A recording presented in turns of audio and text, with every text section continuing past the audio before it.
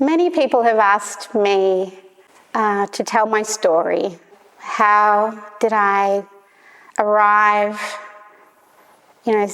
setting up a healing centre in Kyneton and birthing Maya Veda and creating a safe refuge for others to arrive, wounded, lost, confused, afraid, and know how to hold that space for them. It's because I've learnt through my own lived wisdom. I understand suffering and I understand kindness, which is the premise of what I do. So my journey's taught me that, life presents us with experiences that challenge us. I call them initiations, and I've certainly had my fair share. Perhaps you have too. So for me, I would like to dedicate this talk to my four-year-old self. I think of her often and I hold her close to me each day. And I want her to know how far we've come on this journey.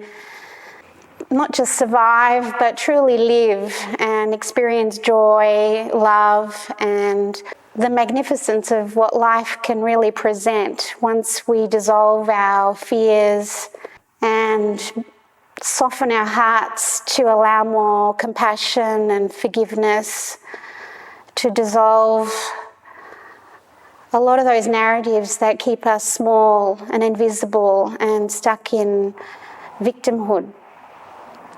And I'm sure there are some of you out there that can relate to that story. So when I was 4, I was always known to be the one that wanted to sing and dance, and my aunties and mum would just invite me at weddings and dinner dances to perform. And my thing was the hokey pokey. I would just get out there in my innocence and the freedom of dance and singing, just to experience the essence of joy in those moments. And then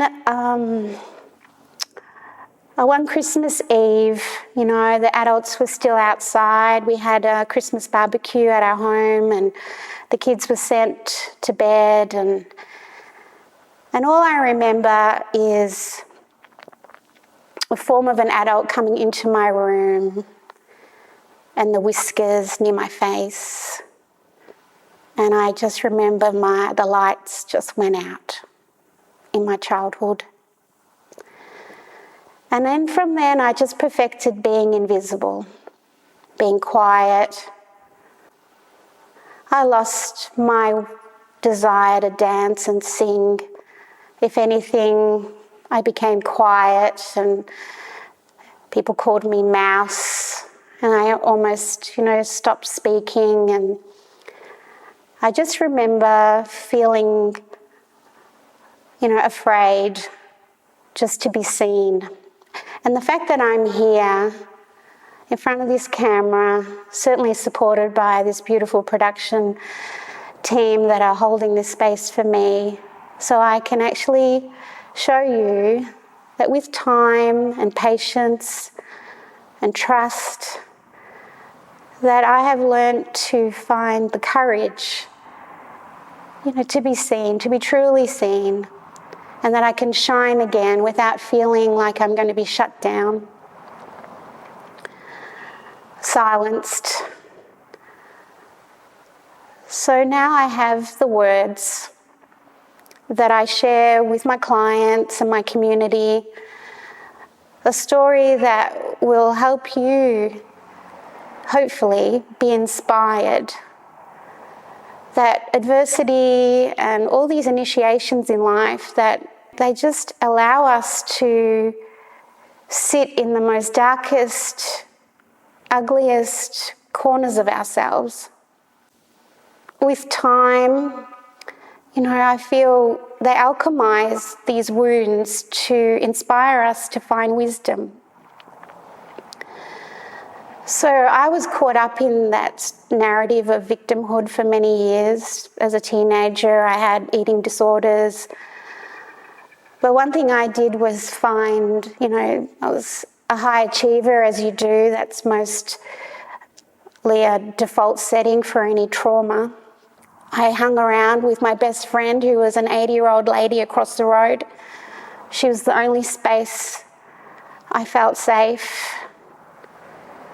And I'd study there and keep her company. And Ollie was my best friend growing up. And then, I was just sort of had intimacy issues, so I wasn't great at relationships. I kind of attracted the wounded ones. And I felt it was my role to rescue them. And then I did find my husband in the UK when I was sent over there to set up businesses, and the high achiever that I was, a workaholic. Again, a way to numb my pain, just to get busy and not feel things deeply. But I met my husband, and over time he actually proposed, and I said, "Really? You actually want to marry this basket case?" And he looked at me and he said, "I'll marry all parts of you. And I will be patient and we'll work through these things together." And he was the first one I ever felt safe in his arms, and he did wait, and patiently we worked through a lot of my trust issues. And we've been married 24 years. And he's not just my husband, he's my king. He's allowed me to be his queen. And he holds a space for me, unlike I've witnessed in many males, where he's so comfortable with his own masculine and feminine, where he's kind, gentle and patient, yet strong, protective. But he holds a space for me to build my queendom. And that's what he's witnessed in how Mayurveda came to light. Mayurveda has been birthed through my own journey of understanding the need to have a safe space to start the healing process. In 2005, we actually lost our second child. He was stillborn. And I did lose my way in such a deep and profound way that I'd hate that experience to anyone experience something like that, losing a child. And my husband was keen to want to fix things, but I just sat in that grief. And I was a corporate, and at the time there was no space for grief in that corporate world, so I lost my mojo, not meeting my KPIs, and they constructed my dismissal, and everything I thought was important, the income, the car, the status, all that was just taken away overnight. And that was the year, it was like my husband just cared for our firstborn, who was only 3. My mother-in-law came from the UK just to hold space for us to heal. And I became invisible again and just allowed myself to just grieve. And grief, which I share with my clients, I understand grief. It's a space that I call other. It's a space between realms where you're functioning on one hand and I know it looks like, you're getting through each day, but you're invisible again.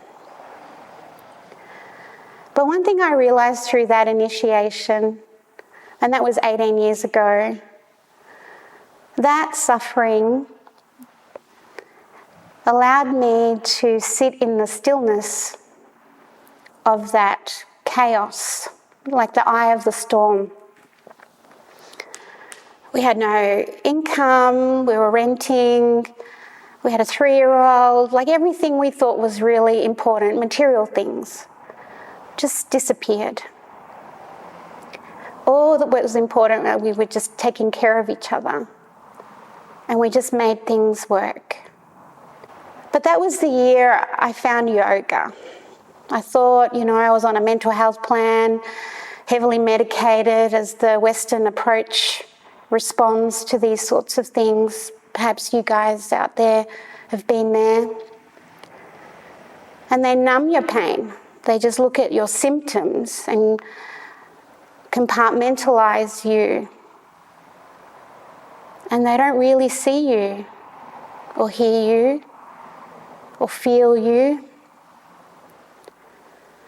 But I landed on the mat. It was something I'd explored before, but nothing with any depth. But that was the year I felt starting yoga enabled me to come back into my body, having recognized how disassociated I was. And all the suffering of the years, the sexual abuse, the eating disorders, the bullying, the loneliness, all of that just came to a head.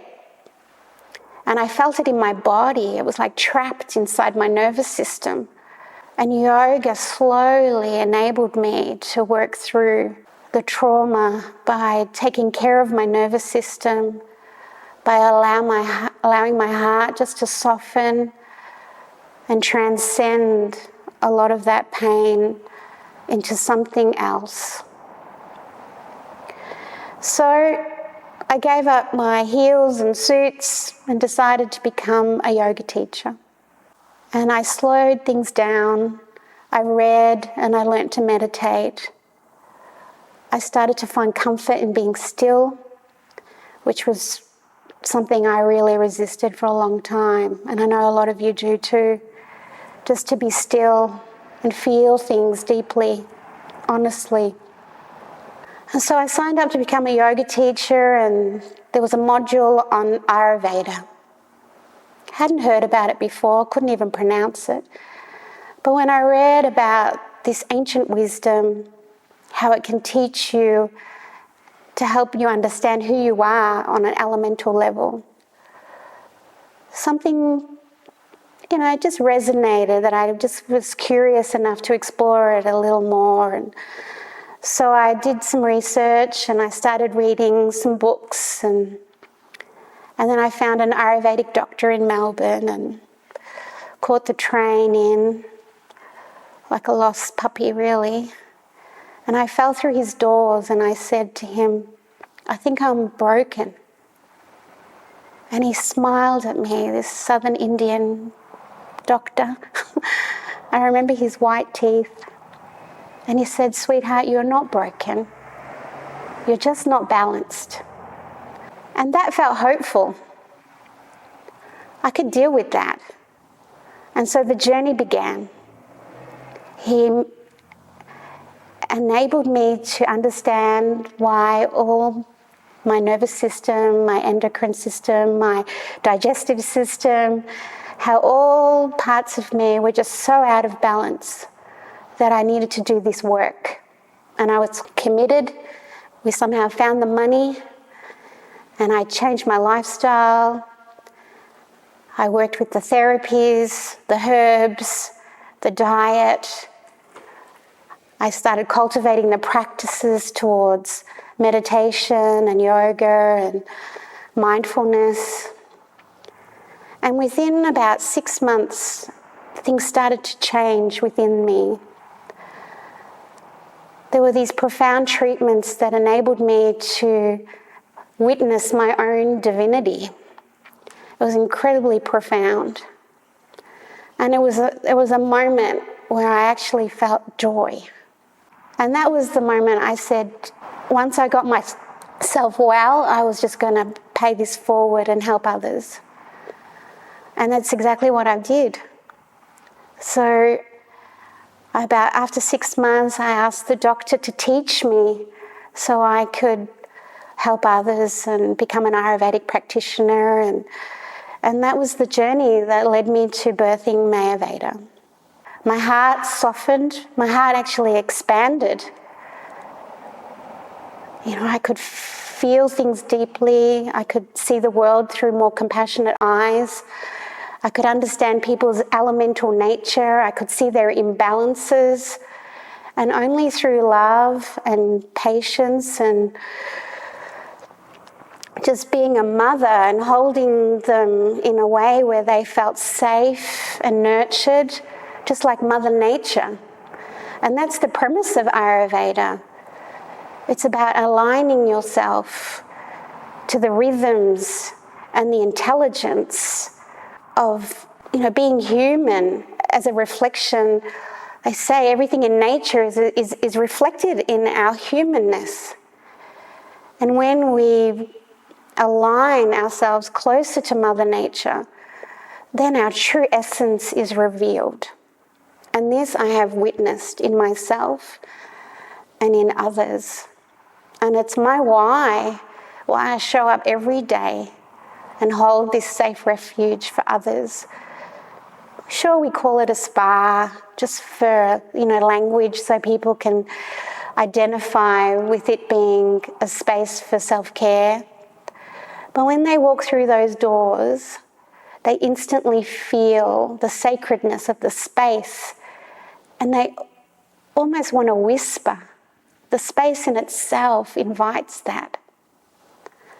And they sit and I bathe their feet, a ritual to pay homage to the way things were done in ancient times, to revere them in their divinity and to really acknowledge the privilege that we have as healers holding that space and being a witness to that. And they will cry, they will purge, they will share, knowing they're not judged. It is a truly safe place to be. And I feel incredibly proud of having created that, almost unconsciously, but perhaps not. Perhaps it's a wisdom that has always been part of me, that losing my son and having all those experiences that enabled me to understand suffering and understanding how that can lead to liberating you, to understanding forgiveness and compassion in such a profound way. So perhaps this ancient wisdom has always lived inside of me. And now, 18 years later, I can perhaps say to my son that having lost him, perhaps he birthed me. So Mayurveda is not just a business. I feel she's a consciousness. I may have birthed her, and I have 6 incredible, exquisite therapists that support me that are my midwives. And so I've created a special place that I enable people to just start that journey. We can't really start a healing journey until we're in our bodies. So there's not a lot of talking because the body never lies. So when we hold the body, whether it's through massage or any of the Ayurvedic therapies, anything that they feel safe and cocooned, almost tucked back into the womb, that's where we felt safe, innocent, untouched by human experience. It's a primal feeling, and even the way we drape, we help swaddle them and make them feel so secure that they can allow themselves to be vulnerable, just as how I'm feeling this very moment. But it's through our vulnerability that we find our superpower. We can just allow ourselves to meet that intelligence that exists within us, to help us come back to balance, to help us remember who we truly are. Our bodies have an innate intelligence. If we truly listened and slowed down and, started to align ourselves with the rhythms, of nature. She's a wise teacher. We just need to stop and listen to her whispers, enable us to do the work and take responsibility for our well-being. You know, we're not here to carry you. We're here to walk with you. We're here to empower you with the wisdom so you can make choices that move you towards more love, more light, and dissolve all that fear and rewrite that narrative of victimhood, to dissolve the anger and allow more compassion in. And when we forgive, our hearts soften, our hearts expand. And that was true for me. With all the years of devotion I've had in my practice, I had this otherworldly experience that I can't explain in words. But what I felt was my heart expanding. I even had like an ECG and all those tests just to test that nothing was wrong with my heart, but I felt like she was bigger than the cavity it was being held in. And that's when I became Mary with an E, the expanded version of the original. It's a little joke I have with myself. And now I can share my heart, and I started to, just find my voice, and I learned to sing, and I just share this, I can feel like my heart is this portal that helps others feel safe and love, and sometimes it's a little profound. But I've witnessed the magic at Mayurveda and in my community when I share my heart song. And that's how I found my voice. That's how I've really stepped into my power, but not loudly, just gently, humbly, quietly. And so I invite you to experience this with me now. Allow me to sing to you. I don't know where it comes from, but it's from a depth inside me that feels ancient. Perhaps it will speak to the most ancient part of you, your soul. Bypass your mind and that chatter. Allow your heart to feel and start the journey to dissolve all those fears and truly remember your true essence. We only really witness it in times of tragedy. Humans can be quite funny sometimes, where we need a precipice in life for any meaningful change. And it's usually through suffering and pain in ourselves or someone dear to us. So allow your suffering to teach you. Allow your suffering to be a portal for you to transcend, forgive, bring more light and love in, not just for yourself, but to help others. So when I first started Mayurveda, my husband just built me this space, and he said, you're just too sensitive for the outside world, sweetheart.